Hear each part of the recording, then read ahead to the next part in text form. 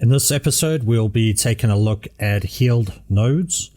Is it a scam or is it legit? This is Chris Trade.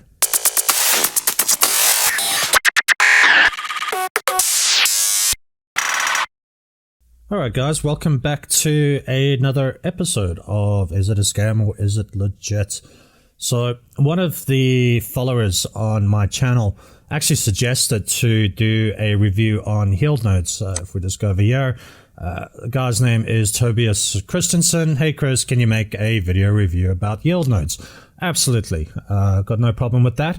However, you did put a link to one of the affiliates of YieldNodes. Now, YieldNodes.org is not their actual website. It's actually .com. Now, please guys, if you're going to ask me to do reviews, please do not put the links of affiliates to the websites. So unfortunately, Tobias, I'm going to have to end up deleting your comments here. But absolutely fantastic suggestion though to have a look at YieldNodes. And please guys, I highly encourage, if there's some other projects you want me to have a look at, if it's a scam or legit, please let me know. My email address is also there in the About Us section, so you're more than welcome to get in touch with me, and I'm happy to do a review on a potential project. Now, the website that you gave me here is to this particular gentleman here. Now, I don't believe this is Tobias, because I was having a look at some of the other videos on YouTube pertaining to this particular affiliate, and he seems to run by another name itself. So having said that, let's go and have a look at YieldNodes. So if we scroll down, we get down to the About Us section. So effectively, YieldNodes is a complex multi-tiered node rental program. Now, they're going to have to explain a little bit more what they mean by multi-tiered node. This is just my assumption because they do run a affiliate program. Now, it's not an MLM program. It's just a normal affiliate program. I don't have issues with that.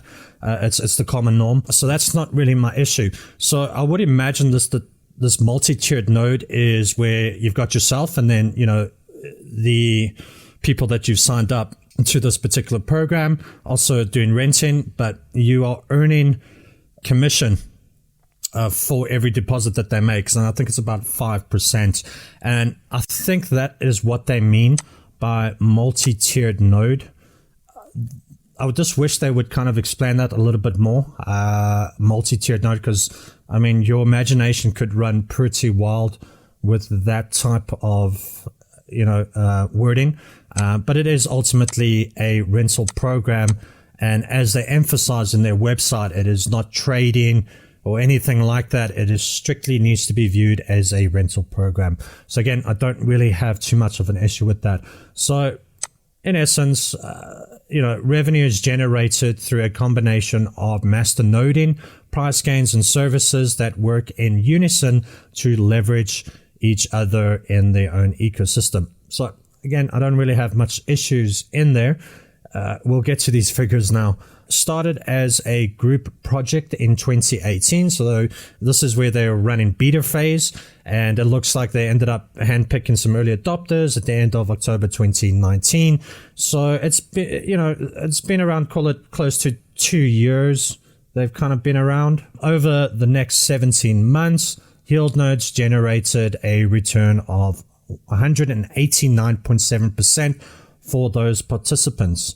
That's quite a high figure. Now, if we have a look at their graphs here, the YieldNodes performances, you can see that there were some months where there were no gains, particularly for March and April of 2020. There was nothing really here by the looks of it for October and November. But I can't verify that these figures are actually legitimate, these returns. But by and large, if you have a look at the average, seems to be about 10% returns of investments per month. Now, this corresponds to an annual return of 132%.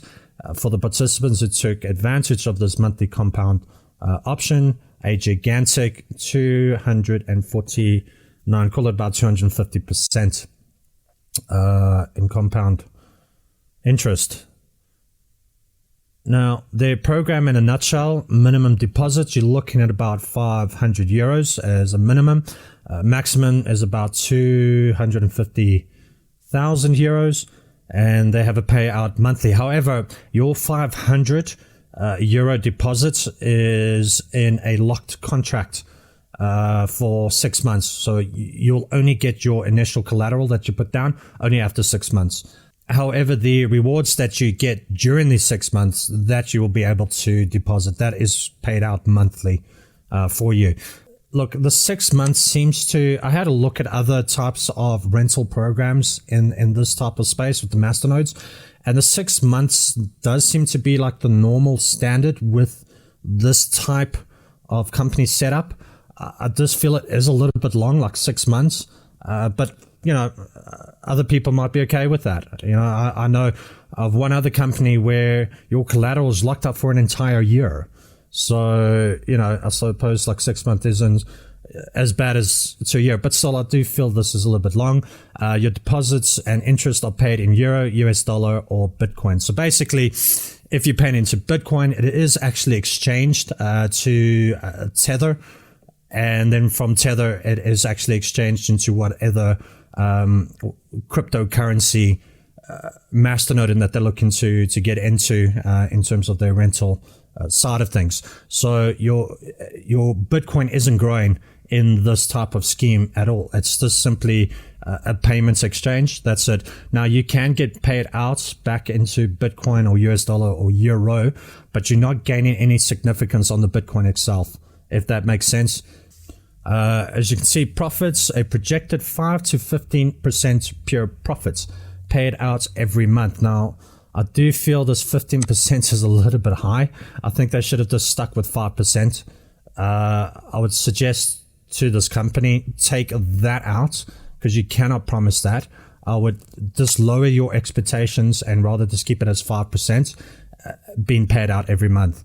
And with an interesting twist on our side, should the yield drop below 5% for 3 consecutive months, your rental payment will be returned along with any acquired profits if compounded.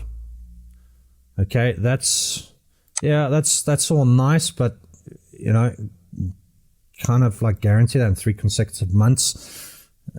I would kind of take that out and just rather just stick with a projected 5%. You don't need to add any gimmicks to this or any other further bells and whistles. Just stick to the basics, guys. All right, going down. As mentioned, they do masternoding. It is not like mining, like your Bitcoin mining proof of work. It is a proof of stake concept. All right, and this explains a little bit more about Masternode. An alternative way to earn revenue is by providing technology and Masternode that relies on a proof of stake approach. Okay, there are risk and contingencies. So masternoding is not trading, so loss of capital is highly unlikely. Guys, you have got to take this out. Loss of capital is very likely. You cannot put this there, guys. Please take this out. Let me actually show you. If we have a look at on Masternode, now this is Masternode pool. Now this Masternode renting, fairly similar to pooling, but nonetheless we'll have a look at pulling through a third-party Masternode operator. Either an individual company requires trust in that single entity with your funds, the opposite of a trustless, decentralized pooling system. There is the potential for this third party to misuse, abuse, or steal your funds. This is not to say all third-party pool operators are untrustworthy. However, it's worth being wary and doing your research before committing to one. Even if the third-party operator is trustworthy, there are other potential issues. If you don't choose your pool operator wisely, you could end up with someone lacking the technical knowledge and skill to keep the Masternode running 24/7. And if the Masternode goes down, there can be penalties for the pool participants, missed rewards, locked cryptocurrency, or potentially the Masternode being removed from the network entirely. Now, I don't think this really pertains too much to what they're doing, because they're more of a rental and they've got their own cryptocurrencies where they are doing their masternoding on, and they do seem to have backed up servers. If there are other cryptocurrencies that they are, got masternodes set up, that's outside of their coins that they actually own, then this plays into effect, and you've got to be quite careful there. If we have a look at their risk disclosure, the purpose of the risk disclosure statement is to provide the client with appropriate guidance on the nature and risk of the server renter program. Okay, so basically cryptocurrencies are not governed by any regulatory authority. Well, again, that's actually not true. If you have a look in the US, cryptocurrencies are regulated. In the US, they're regulated. In Canada, even Mexico, they're regulated. All right, just to give you some sort of example here. And I don't know if it's a German, language barrier, trying to translate it into English, because we'll dive into the owners shortly, but they are German. And I think there is that language barrier itself. What I would have stated here is masternodes are not governed by any regulatory authority, and that would be on par with the truth, because even if we have a look, we're just on CoinDesk right now, and even if we have a look at masternodes in legal limbo as regulators fail to act. Now, I was just reading very quickly. This was published last year in August, so pretty much the same. This last November, Commodity Futures Trading Commission Chairman stated that both his agency and the Security and Exchange Commission were thinking carefully about Ethereum 2.0's new proof of stake transaction validation model. 9 months later, the SEC has yet to provide any indication about its conclusion on the subject, and to the extent that so much of the current crypto industry is built on Ethereum. All right, this is the problem. So masternodes service on a decentralized network that perform specific services that regular nodes are unable to perform, have always inhabited a gray legal and regulatory area, at least in the context of the US security laws.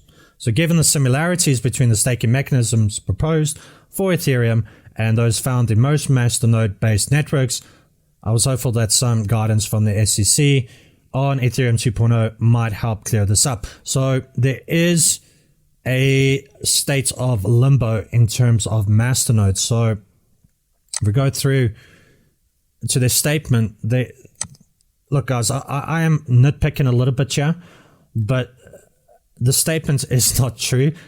They would be a little bit better off if they actually just put masternodes there itself. So again, my suggestion to this company is just get an English copywriter. So just redo your website a little bit, because I have noticed quite a bit of spelling mistakes. Again, I'm just nitpicking, but it gives the overall, professionalism of the company. Right. I want to just dive into the team itself. And if we have a look at the director, it's really these two that I want to have a look at. If we have a look at their LinkedIn account, this is Stefan, CEO and CMO of YieldNodes. We go down. So they do have a bit of a digital footprint. And we got marketing specialist, Hotel Branche, CEO of FAP Turbo.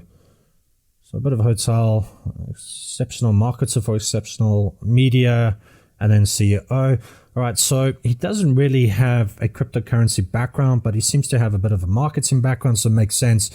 Chief Marketing Officer. If we have a look at the other guy, Urs, I do apologize if I'm not pronouncing your name correctly, but specialist in IT and business with focus on RTO, the RPO Express for SMEs. So if we go down, so Chief Operating Officer, Owner, Director, Programming, Smart Contracts, Online Marketing, Fundraising, IT Specialist, was freelancer, see Germany, Switzerland, Ukraine, Advisor, Oh, was an officer in the German army. Okay, interesting background. But they check out at the end of the day. And that's what I want to get to. So they do have their digital footprint. Now, whether you're happy with their background story and their knowledge of the crypto space, I can't make that decision for you.